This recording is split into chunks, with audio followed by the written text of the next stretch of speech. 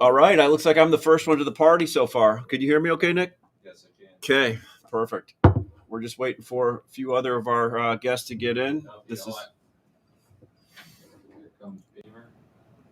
Can you hear me? Matt. Matt, you sound, I've never heard so good. You and Jimmy sound really good today.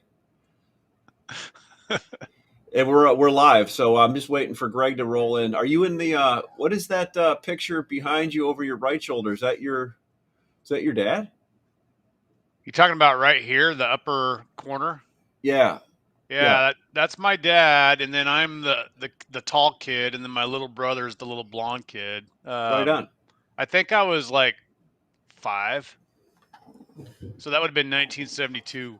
Yeah, that was when everybody had the wide collars on their shirts. Those are, those are back in style now.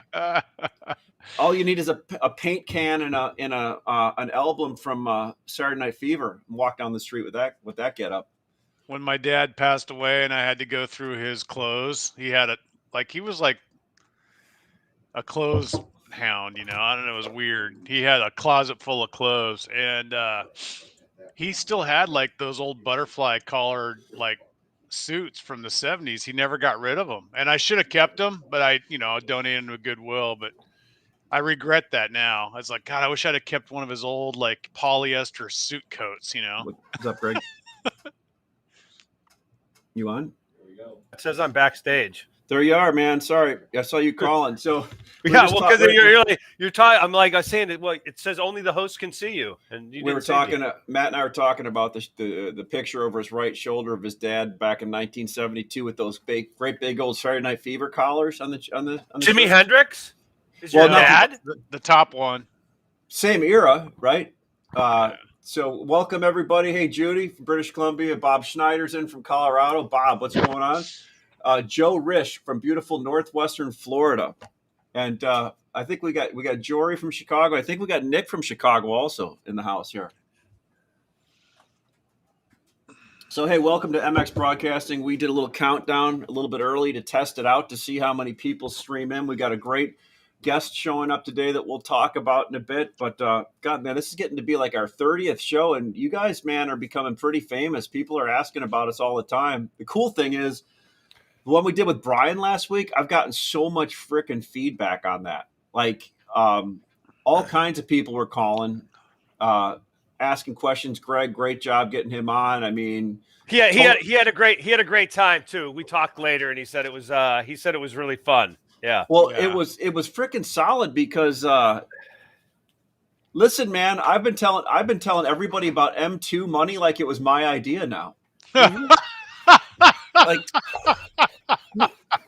well, it's funny. I used to, we used to have like a chat or something. We'd be talking about something, and the next thing I know, there'd be like an editorial in the Wall Street Journal that would be like what we talked about. I'm going, yeah, he gets all his really good ideas from me. So, Greg, is this M2? Is this M2 money or is this M1? No, that is M1 and M2. So we're going to be throwing out M2 for everybody today. Yeah. Right. Yeah. Well, that's it. All right. Well, look, I thought it was cool. I wanted to recap a little bit about what we talked about last week with him because he really put into perspective the logistical, from his point, the logistical issue. Extra money sloshing around the system. I know a few things I saw him say is we may not see the same 30 or 40% year over year escalation on housing prices, although it'll stay good. But once this works through the system, things will stay good. But that will take out a lot of the fat. And if I summed up what he said, I hope they don't try to build more ports, or put more vessels on, because when it backs off, there'll be too much. Well, I mean, one thing that he said that could counteract everything is if they run out the Fed chairman because he doesn't want to go along with the new regime's idea of printing money, right? And right. So if that happens, if we get a hyper aggressive new Fed chairman that wants to just lift all the restrictions that we were talking about, then all bets are off, right? That's a whole nother world that we haven't ever lived through. For sure. Hey, Steve Loebner, how are you? Bill, see the guys from Sherwood are showing up. Good to see you all. They're representing their boy. Like it. We didn't give away the guest yet, man. Yeah. So yeah. So anyway, I thought that was great. Let's go right into a little bit about a market recap. And Greg, you and I talked on the way in. I was going to say, we all know the logistical situation going on. We all know how hard it is to build stuff and all that, and how we got volatility in the market. This week was no different than last week, except the basis did start to. You always preach basis works. Basis works. Well, it seems to be working, right? I mean, absolutely. I put a post out over the weekend showing like week over week last week, the basis went from $150 into $45, and today the basis has basically come all the way in. November futures at 628, midweek print at 622. My big question is, how much of a discount now is futures going to go to the cash market? So the old saying, Dash, you and I had the benefit of being under Ted Block's tutelage, an icon for the industry, a real leader. And he would always say the same thing: futures leads cash. Futures leads cash. Yeah. And clearly it was a positive and pulled the market higher over the last 5, 6, 7 weeks when it was a big premium. I guess we'll see what happens if it goes to a discount now. He used to say a lot of other things, but we'll keep those between ourselves. Well, we could pepper them in here and there, just when we find one that's appropriate. Yeah. We've had 140, 150. What was the high of the November contract a couple weeks ago? Like 790 or something. $789. I think it was. Standby caller. We've had like $150 correction here in the November contract. That's insane, in a couple Matt. Of weeks. That's crazy that you just said that. Like, you think about that. Greg always puts up the point: $135 a thousand used to be a big yearly move. We just moved $150 a thousand on the contract in a few weeks. Right. We were on the 18th, which is a week ago.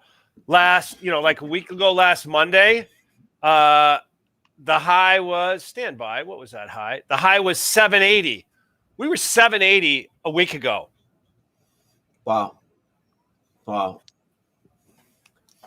Yep. That's interesting. So, all right, so a lot has changed in the last few weeks. How is Gregg Riley and Matt Beymer? What are you seeing? What are you doing differently? What are you looking at as opportunities in the next few weeks after the move we just went through? Go ahead, Matt. I am, as I reported last Wednesday, I was actually having a really busy week, and I did have a busy week all the way through Friday, and to the point where my inventory that I look at my report every morning was less than half of what I started the week with. So, I mean, it was a significant inventory available to sell dropped drastically for me, and so now I'm kind of in the final 3 innings. If you look at the ball game, is first through third, we're setting up the game, and then middle innings, and now we're bringing in the relievers off the bench. Well, I'm in the bringing in the relievers off the bench stage of my inventory situation, to the point where, in the next couple of weeks, I could actually think about buying more wood if the deal kind of struck my fancy. And so I haven't made those decisions yet.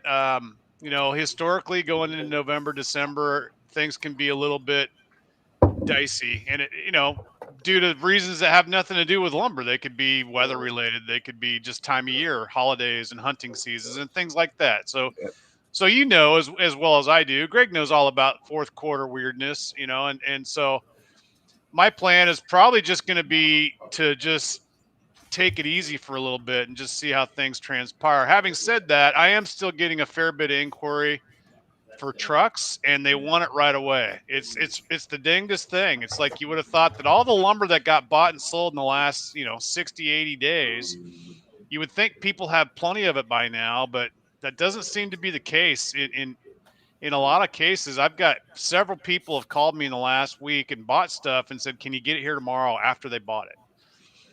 And No, I can't. And No. I mean, the answer is no. Of course, it's no. I mean, logistics are a nightmare right now, but they're couching their purchases without telling me that, right? Like they're not leading with, "Hey, I need it tomorrow." They're just, "Hey, do you have this?" And then I say, "Yeah, I've got it," and I sell it to them, and they're like, "Hey, can I get it here tomorrow?"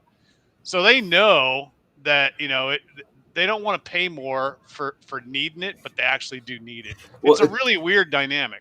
Yeah, it's interesting, Matt. Even on the platform, for instance, like we have some 2x4 16s Euro and some pine on there. Somebody was bidding 2x4 2 and better pine yesterday, prompt. I mean, what is really prompt nowadays? I said, hey, there's a guy listing it right now that can do those 10 trucks, but they're 3 weeks out. They said, okay, they changed it and hit it, right? Because they're like, but it's, again, it's one of those items where they're like, yeah, we can use that. We just listed prompt because if we can get it prompt, we'll take it, right? But we'll take it if it's cheap. So, Greg, and to Matt's point, I mean, I have I have lumber on the ground, and for most destinations, I'm quoting 3 weeks shipment or sooner. Some of them I go, yeah, I probably going to get there in 2 weeks, but I'd rather write it up for 3 weeks, so I'm not late. Yeah, right on. But hey, I have a question for you, Greg. So you keep most of your wood on the Eastern Seaboard, correct? Yes. Right. And so is historically, like if you're going from Miami, let's say, to Orlando, which would be a pretty simple intrastate, haul for you. Maybe not. I mean, like a normal lane. Just pick a normal lane in your memory that you've done 100 times. Is that taking 3 weeks, or can you still move that normal stuff, that short haul stuff, local business? Can you move that within a week?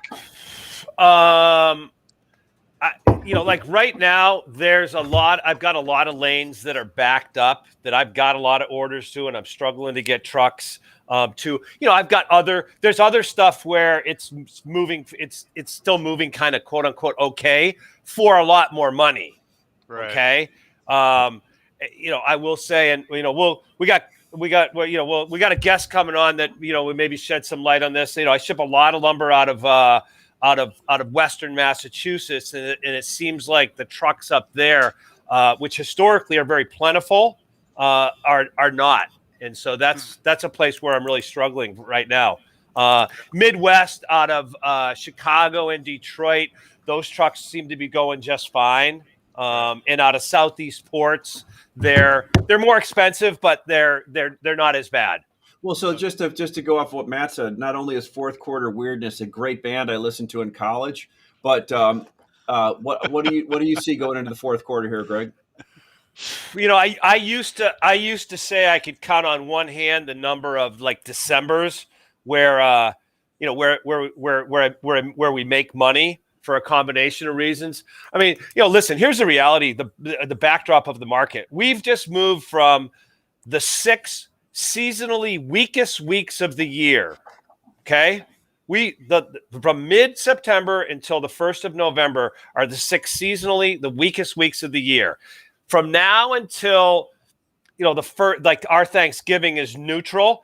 And then we move to positive seasonals, and the seasonals strengthen. December's always funky just because of the holidays and year-end stuff. But, once we get into the first quarter, by the second, third week in January, you're in real seasonal strength. Yeah, remember you used to always say never be short January, or you've never made money being short January, right? Why am I short January then? Shit. Oh, man. Full disclosure. Oh. Well, look, Premium. So what I wanted to do, hey, anybody, Jeff Dill, Cape Cod, how are you, Jeff? How's the fishing up there? Good to have you on. Jeff is listed on the platform all the time. Love having Jeff on. I wanted to introduce our first guest and our only guest today. So I thought we were having Brady on today. We're not having Brady? I don't know if he got him or not. So I was going to bring in Kyle Little, COO of Sherwood Lumber. I've known Kyle for a long time. Great guy, does a lot at Sherwood Lumber. Not only do they do forward pricing, they have distribution all over. And my gosh, the cool thing I've seen on LinkedIn with them is all the specialty stuff they're doing now in decking and siding. So great group of fellows over there. I know Bill's on, Steve's on. Let's bring in Kyle and we'll start our banter back and forth. Hey, Kyle, how are you, man? Hey, Ashley, thanks for having me. Yeah, it's good to have you. I didn't tell him. I know Kyle. He owes me money. You too? You too? Well, tell us a little bit about Sherwood, then we'll bring you in, Kyle, into the conversation. Yeah, thanks, Ash. Sherwood's a family-owned and operated distribution or wholesale distribution company. We're based out of Long Island, New York. We have distribution all across the United States, but regionally focused here in the Southeast and Northeast and Mid-Atlantic. You mentioned our exterior building products and a lot of our specialty components. It's a big push of ours. We're investing a lot of that in our future growth of our organization. Guaranteed forward pricing, which all of you guys know, and I've learned a lot from you over the years and what have you, is a big part of our business as well in the commodity world. That being said, our business continues to be very, very strong across all sectors.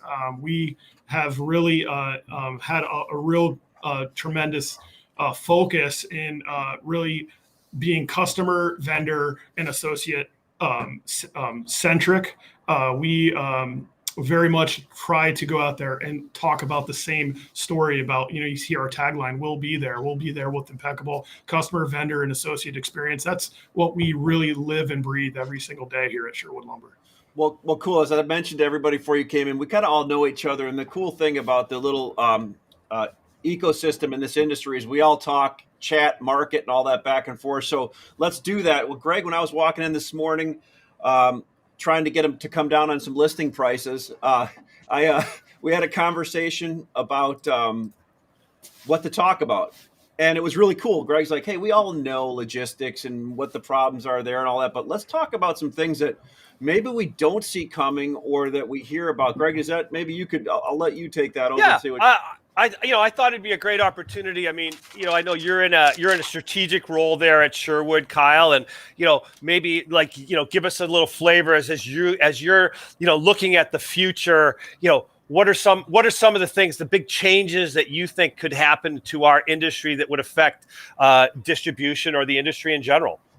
Yeah, I mean, well, first off, thanks again for having me. I think I'm kind of the redheaded stepchild in regard to your guest last week. He was amazing. I really enjoyed your guys' talk with him, and specifically talking about spending and what's happening in the economy and what have you, and thinking of that from a strategic point of view. I think overall, let's just talk the next 18 months in our business. There's really no better time to be in the lumber business than what we've already experienced the previous 18 and what we're likely to experience for the next 18. Beyond that, not so sure, and it gets a little fuzzy with all of the things that we're borrowing today and that we're going to have to pay back at some point in the future. The things that would concern me, obviously, would be some of those things when we have to quote unquote pay the piper down the road. When do interest rates really have to go up?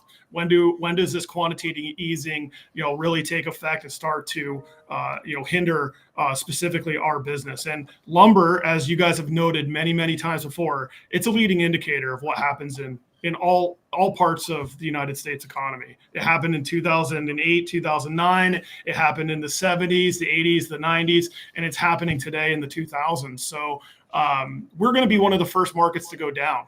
We were the first market that, we had this quote unquote transitory inflation. We're the first to go up, first to go down. I've always been saying on many national media outlets that it's not transitory in regard to commodity prices in general. We are going to trade at a higher than normal range, and we are roughly 1.5 to 2.5 times the 20 and 30-year averages, which I believe will continue until this cycle ends, which all of us don't know when that's going to be, but it's likely going to happen in concert with interest rates rising, unemployment, because it's not like the wages that you and I have to go out there and increase for our truckers that we're having to pay right now, our laborers that we're having to pay right now, what have you. It's not like we're going to be taking that back anytime soon. What's going to ultimately happen is those jobs will be lost at some point in the future. That's how the market will get back to equilibrium whenever that time comes in the next adjustment. But what are we not seeing? To get back to your original question, I think there's just this undershot right now of how good the economy really is, and how much how elastic and how much extra money is really sitting out there that can withstand inflation for a longer than normal period of time. Because we haven't had any for the last 10 to 15 years, really. I mean, we haven't had anything. So how long can we stay in this inflationary environment? A lot of people are saying we can't, but in all likelihood, as you've talked to me many, many times before, things stay overvalued and undervalued for longer periods of time than anybody really thinks. Why wouldn't we stay in an inflationary environment for a longer period of time than what we really think? No, that's so true. And like Greg used to always tell me ever since I've been in the 20s, like, you'll know it's inflation when your barber starts charging you more. Greg, my barber started charging me more a couple weeks ago. Really? Yeah. Oh, Yeah. okay. That's big. But let's talk about interest rates a little bit. So I was on the phone with a guy today, said, this is insane. It's great. He was at a conference in Dallas, and everybody said plus and minus to interest rates, right? Interest rates are probably going to tick up in the short term, which is bullish, right? Because everybody's going to want to pile in more. So I guess the real point is, are they going to, I mean, Greg, what do you think? Are these going to continue? Are they going to, they haven't really moved at all, so to speak, right? Well, I mean, they're mortgage rates are up maybe 0.5 point from the low. I mean, but these historically are, ridiculously low numbers. I mean, I think it's when you talk about housing, the year over year, we got the number yesterday on new home sales being up, and that housing prices are up 20%. It's really, when we look at housing, affordability is the issue, and the price increases are probably more significant than interest rates. Ash, I sent you an article this morning, which I thought was really interesting about innovation in our industry, and that's what kind of prompted me to, ask this question. Is they're 3D printing houses outside of Austin with Lennar, and I'd said, okay, like, what else could we do to really transform how we build houses? One of the things that they're doing on low cost entry houses, which is, obviously the hardest part of the market to hit right now. Right.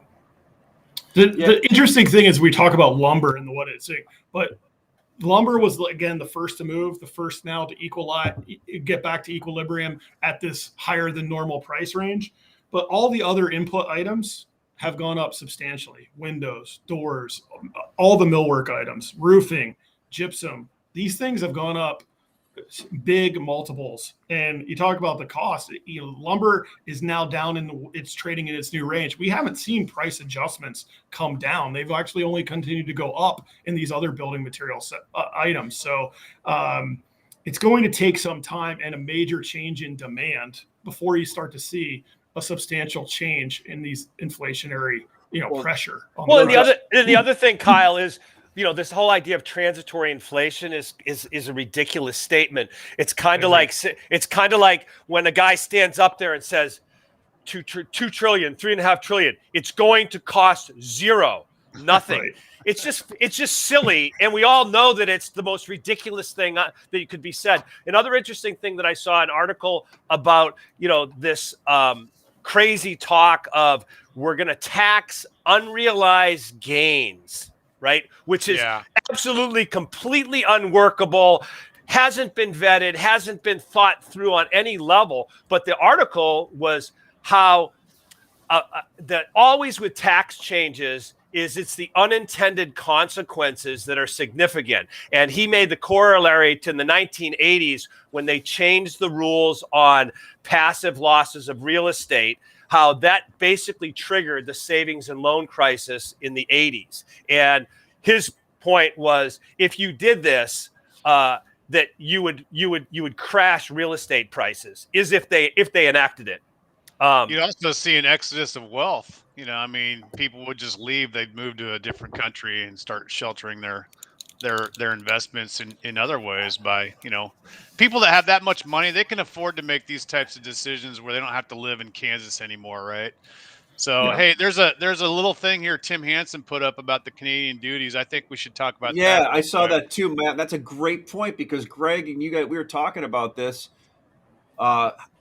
So we've got some new duties potentially being announced for next year. Is this right? And they were supposed to be announced. I thought this month, or is it mid-November? They're talking about doubling the duty like in the imminent future here, like the preliminary determination was to double the duties. The date is sometime in late November, and then if it's final determination, then it would be effective sometime in early December. Well, let's make sure everybody understands what we're talking about. When this first came out 3 years ago, this new one, this has been going on for 100 years, right? Some of the mills in Canada got very little duty. Some of them got a higher duty based on their history, et cetera, right? So this coming out, when you're saying double, some people that had very little, like 2 or 3%, will get more, right? Some people that already had 15%, maybe a little bit. Kyle, did you have any? You usually it's not double across the board, but there are some the baseline duty will double, but it's the institutions that were getting directly audited will have different rates. Yeah, different rates. Yeah. So the next question is, why would America, as a country, adopt this policy in the middle of transitory inflation and lumber prices being basically double what their historical price range is? And we just quadrupled the price of lumber here in 2021, already. So. Well, one, it was done well before we were in this current supply chain issue pre-pandemic, and two, I just want to note, and I think you guys have talked about this before, duties do nothing in regard to the overall price of lumber unless lumber is trading at or below a break even. So the sawmills are not limiting production because of a duty situation at the current price structure. However, if we go below what it is the cost of production, then that will change the situation. Yeah, the price is dictated based off of supply and demand, period, not about the cost to get it to the marketplace. Now, there may be some short-term people wanting to buy stuff and anticipating the price going up, but like I said, the market's the market, right? Greg, what do you think on that? Yeah, I mean, Kyle's 100% correct. It's a cost and it only affects break even. I mean, the other thing to keep in mind is in the history of all of the taxes and duty schemes that we've had in the last 30 to 40 years, the only time that there's been any like money taken from the Canadian industry was one time where they gave up $1 billion to get $5 billion and buy up all the southern sawmills. And, they made a strategic decision that we're going to give you $1 billion, you give us 5, right? I mean, so, this one seems to be a little stickier, but, to Matt, to your point is why would the administration do something? I mean, come on, man. You're actually asking that question. I mean, I know when they talked about have you seen who's running things? I mean, come on, man. We talked about this back in May or June on this show when it was first announced, and I predicted, and I look like an idiot now, but I predicted that this would just fall away and that they wouldn't enforce it, and it was a harebrained idea. Well, look how wrong I am. Last thing, you're right. Apparently, we're just going to keep coming up with new harebrained ideas on how to administer trade in this country, no matter what you see at the store. I went to the store and bought 3 bags of groceries the other day. I didn't buy any meat or alcohol. $99 for 3 bags of groceries. I would have to think that inflation. The Association of Home Builders, all of the lobbying groups are probably working pretty aggressively to, at a minimum, stay this for a period of time because it doesn't make any economic sense. It's not in the best interest of our country as a whole and our industry specifically. Right. If you'd have told the owners of West Fraser, Canfor, Toco, even Babine, our mill, that in 2009, 2010, when you could get all the beetle kill logs that you could ever want, and the price of timber was pennies on the dollar, and you could sell lumber for $200 1,000 and still be profitable. If you'd have told all the owners of those sawmills, 10, 12 years ago that they would be the highest cost production zone and the least profitable going into the year 2021, 2022, and that they'd make far more money on their yellow pine, holdings, they would all what? Well, here's the interesting thing there, Matt. I saw the new stat. We were talking for a year about how Southern Yellow Pine timber held the Wall Street Journal, even though it was a very regional article. The price of timber hasn't moved. Guess what? From what I'm hearing, the price of Southern Yellow Pine timber is up now. Yeah. I mean, the price of everything's up, Ashley. Yeah, the price of everything. So Judy was saying the mills may sell to others in the U.S. And Bill came back. Impact will be reducing Canadian mill return for the mills, bringing wood to the U.S. There will be some of the smaller mills that will avoid sending material here, but the most part, they need our market to sell into. Bottom line, impact on price will be felt long-term versus short-term. And Tim Hansen said, Bill, I was guessing that impacts will be short-term, then the market will take over. But right now, I'm not betting large either way. Confusing, right? I mean, volatility. Maybe all this extra basis wood will bridge the gap. Yeah, that's it.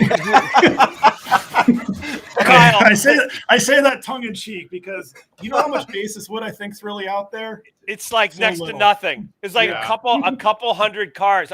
We watched the open interest on it. It's like a couple hundred cars, and it's like amazing because it was the opportunity of a lifetime. Oh my gosh! I mean, you know us. We're very heavy in trading the board and what have you, and we look at we're a long company by nature because of our distribution footprint.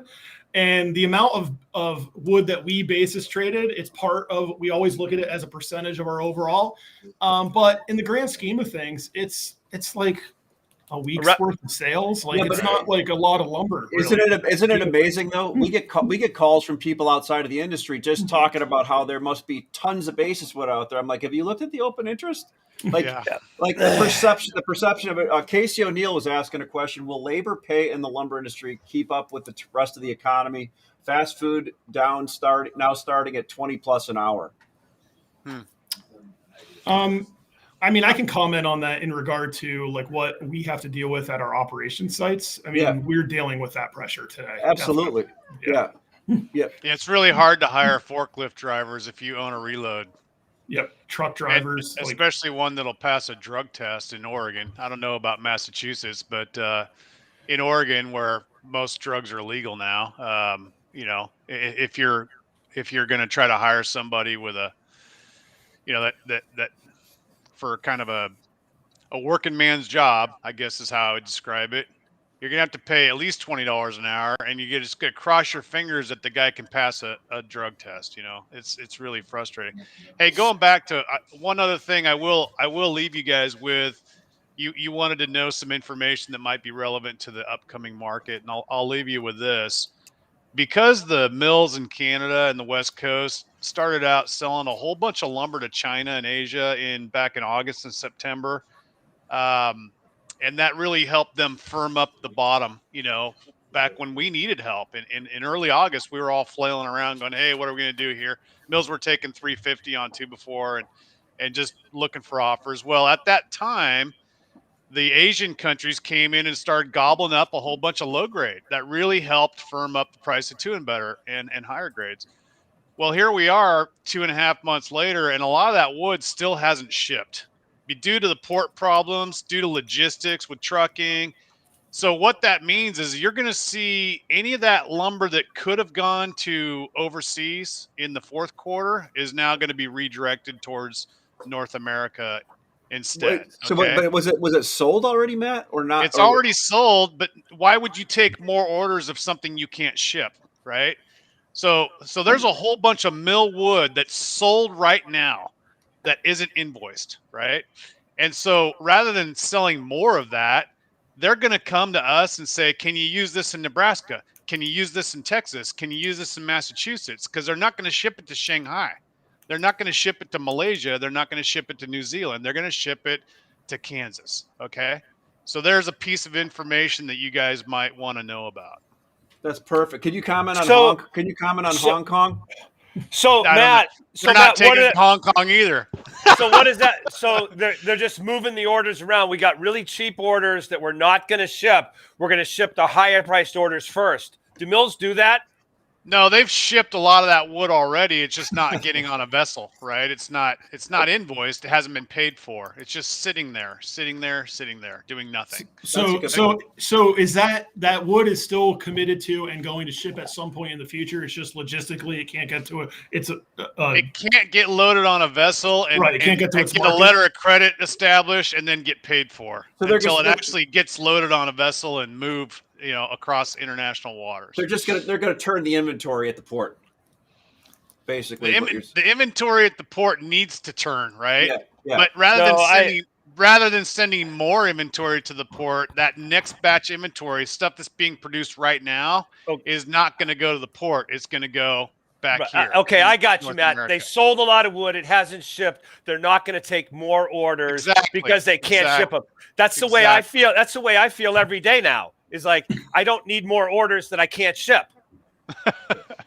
Well, look, I want to take. We're kind of getting up against 40 minutes here, but there's so much to talk about. We'll leave this open. Kyle, let you. I'll let you have your final thought, then I'll roll over to Greg, and then we'll close it out. Look, I think you guys, thank you for having me on. But just as far as the market goes, I think we're at this, Matt said it really well. We're at kind of a challenging time in regard to getting wood to the market that's already been sold. I think it's going to continue as we move forward. That also is going to create a lot of uncertainty into 2022. I believe that volatility is here to stay, so to speak, because we're in a stop and start economy right now. And that's only going to put added pressure on having material at the right time. And that in itself, in many cases, you can't plan for what's happening. So that will in itself create a tremendous amount of gaps, which ultimately means that we have to pay a higher price when we need it. And when we have too much, we probably have to take a lower price than we want to and do that. So we're going to be dealing with this uncertainty for the foreseeable future. So I think the key is to make sure that when things like we just experienced, this basis that was showing us 6 and 8 weeks ago, there was never a better time in the industry to go and build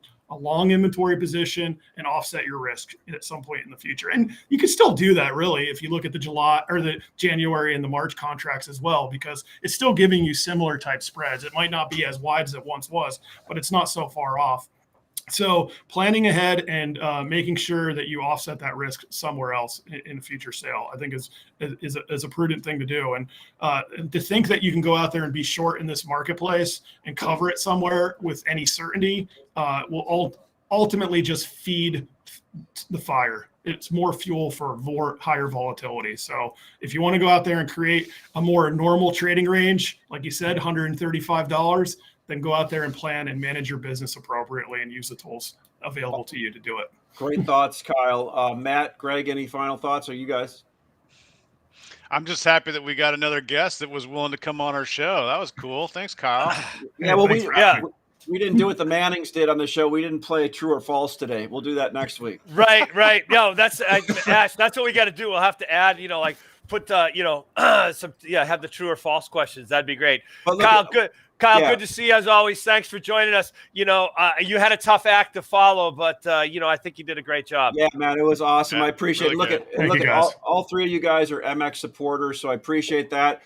We want to keep putting out content to the industry that actually helps us all grow. Make sure you get a hold of Greg, Matt, or Kyle if you want to do anything in the market.